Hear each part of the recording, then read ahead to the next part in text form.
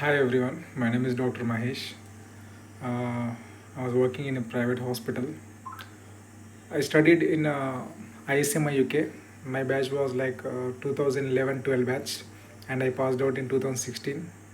In 5 years, I have taken the degree without any setbacks. And what I want to share is that whoever going to the ISM, Bishkek, Kyrgyzstan, you will have good scope in all aspects of the subjects. We have the best teachers and the best college in the Kyrgyzstan. So I hope that every student who is going there will get good knowledge of medicine at the same time, discipline also, particularly during classes.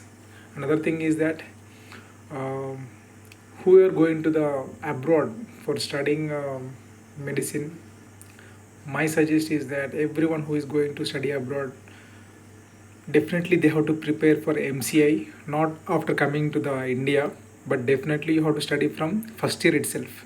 I know that at the time when you study, you will have time for only studying for those exams which we are writing at the time, but it's important to prepare MCA also. So please prepare MCA from first year only, so that as soon as you come here, you can complete your MCA in first or second attempt. All the best.